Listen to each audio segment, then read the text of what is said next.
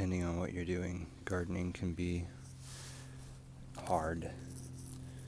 But this is an example of just having the right timing. The same thing goes for spreading seeds.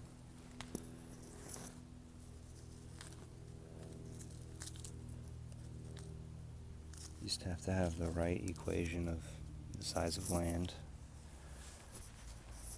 and start to witness the seasons and how things change. And you'll be able, and understand what you want out of it, and you'll be able to intellectually go about meandering through your property, doing deeds every once in a while, and coming out with a nice outcome.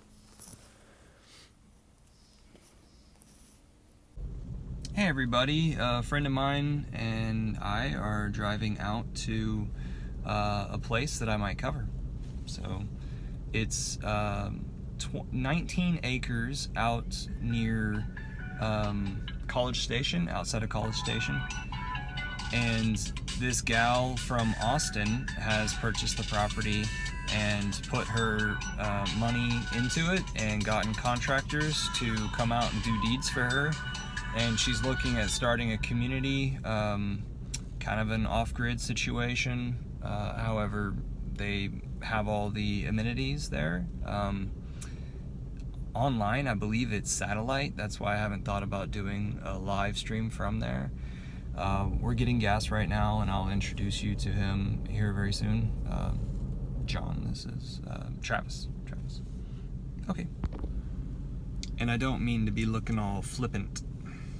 It's got pretty, So earlier I did you're on a video. Earlier I did an introduction while we were at the gas station. Travis is now joining us. We just drove through an area that used to create a ton of cotton back in the day, and then it was transported to, I guess, Taylor, Texas, which we're about to arrive at, and then put on the railroads. And the fertility of the land has decreased over time, and now you see cornfields. Specifically right now, you see half and half. I bet some of these farmers are paid off not to produce. There's a real nice, right here, go down here, and there's a really nice trail that goes to Granger Lake. Okay, so Granger Lake is to the east of us, and we just went along the San Gabriel River that runs through Georgetown, Texas at I-35, north and south in the middle of America. And so what I was trying to say about the fields and fertility, we're driving through what was such a profitable area of Texas with the Blackland Prairie, and I wonder what the next step is going to be for fertility or crop production or financial abundance for these farmers or these landowners here in Central Texas. We have arrived on location, and they've done a lot more clearing since the last time I've been here. And I can't wait to talk about all the little ideas that she has that she's moving on, because things are happening. It's really neat. She has basically 2 helpers out here doing the chores and building things, and then a guy who comes and goes who's a higher level contractor who does the clearing, I believe. Cool. So there's a geodesic dome in package format right in front of me. Geodesic dome, a sphere that would fit on the landscape. So really neat. Damn, I wasn't even filming that whole time. Okay, so we're coming from the female landowner's place who wants to keep everything hush hush on her place about her whereabouts. But we're out east of the place where I'm from, so we're out in the deep soils that are near the Trinity River, Brazos River, near College Station. And they've been blessed with some rain recently. But I specifically asked her, where is it that she's using electricity? And it's a small window unit inside of her cabin. This cabin is high vaulted ceilings with a loft and a wraparound porch. So she's got a kitchen inside of that.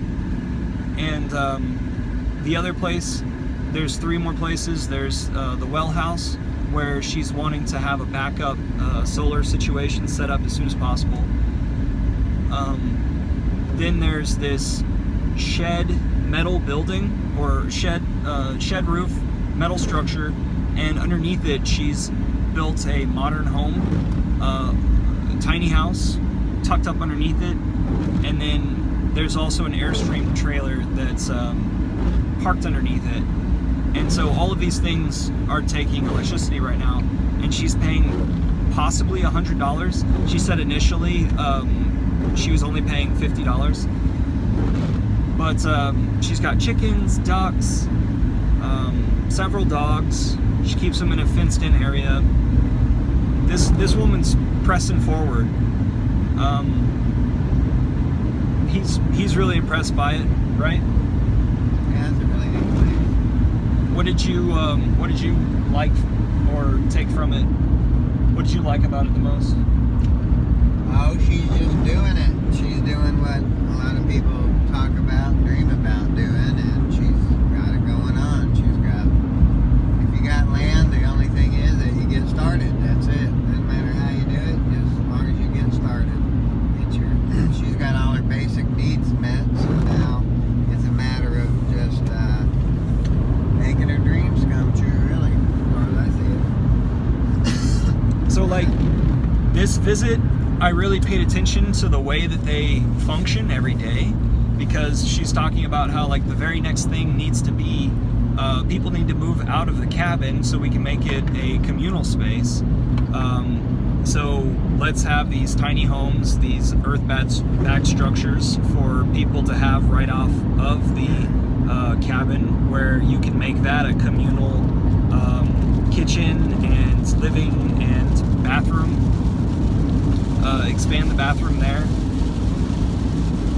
And so I went inside the Airstream and I saw that, wow, that's her place for her kitchen, all of her necessities. And so, like, they're just the functionality is there, but it migrates as things are created, and then people are included into the situation. There's a young man that they have helping out, and he's not living on the premises, but yeah, so maybe they're asking for more like-minded people to come out, so maybe there's opportunity. Back again with something else I wanted to talk about. She had a guy who was kind of wrapped up in the academia type of professionalism analyze her property and draw out a map and just organize it for her, and gave her drive on this water.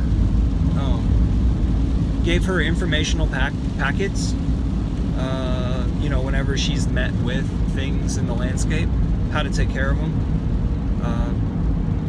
what is the level of technology that he's recommending. So that was pretty interesting. I'm not sure how much the study cost, but it is of value to talk about it. Next Tuesday, the Hex Foodies are getting together for a live stream, noon Central, if you can make it. And our topic is going to be bring something sustainable and talk about it.